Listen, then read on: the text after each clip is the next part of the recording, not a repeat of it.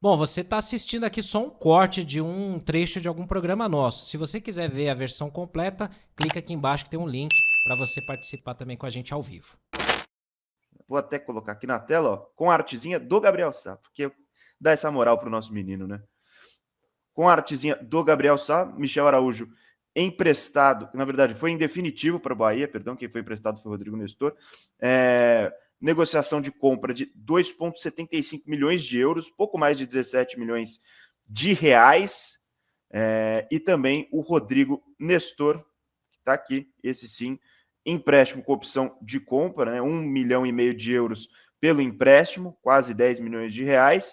E em caso de metas cumpridas, que pode virar obrigação de compra, esse valor iria para 4,7 milhões de euros, ou seja, 30 milhões de reais, a negociação por Michel Araújo e Rodrigo Nestor, que deixam o São Paulo Futebol Clube rumo ao Bahia do professor Rogério Ceni e Kaique Silva.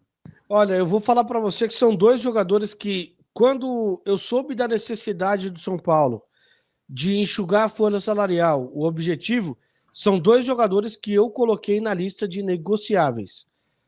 Aqui no Arquibancada Tricolor, quem acompanha as lives que eu participo, seja do nosso antigo Bom Dia Tricolor, ou do boletim quando era à tarde, eu sempre deixei muito clara a minha opinião de que o Rodrigo Nestor e também o Michel Araújo na minha lista de jogadores negociáveis para poder dar uma aliviada na folha salarial e não perder tanto em qualidade técnica, até porque eram jogadores preteridos por outros mais importantes pelo técnico Zubeldia.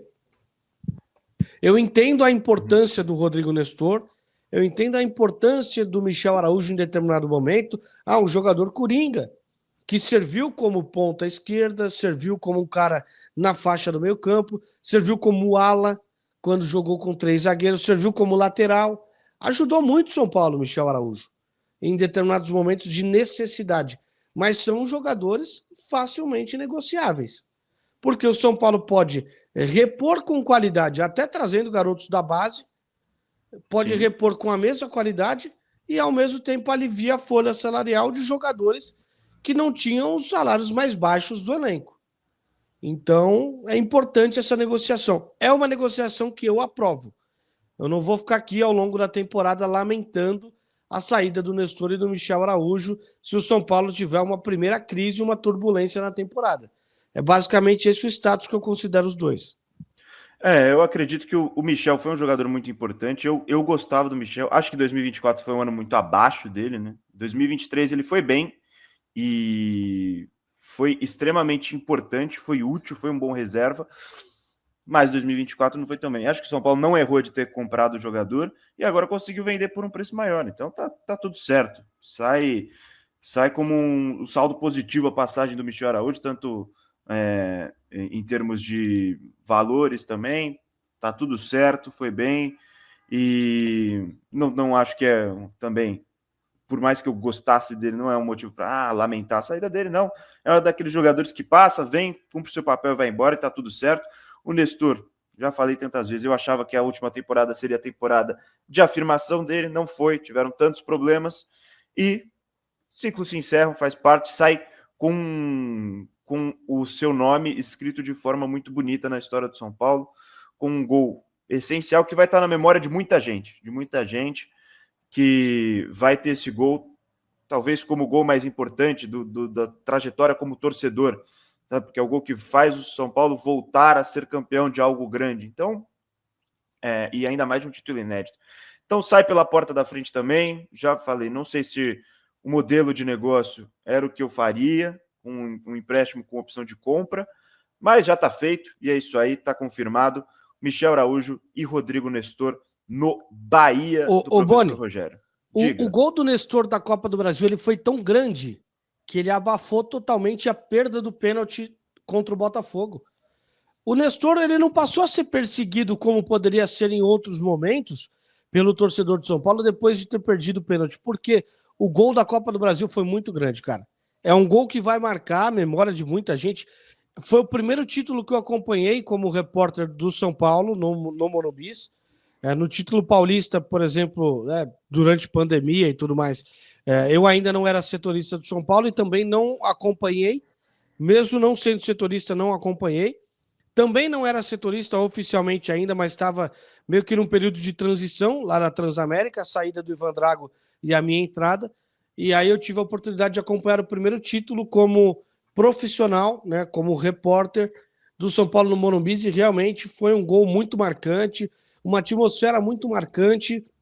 Muita gente vai, inclusive, carregar na pele aquele lance do Rodrigo Nestor, não necessariamente uma tatuagem do lance, mas tatuagens e tatuagens surgiram por conta daquele título, né?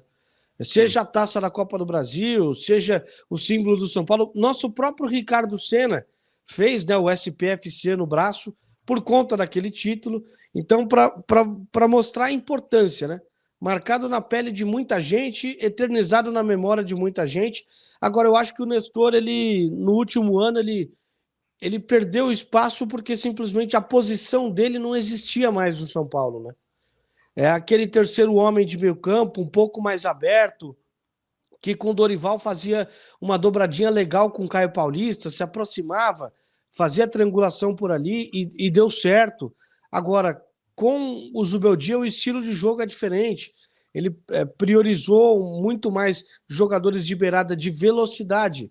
E aí, quando saía o jogador de velocidade para entrar um cara de mais cadência na mesma posição, o torcedor não entendia e a crítica caía em cima do Nestor.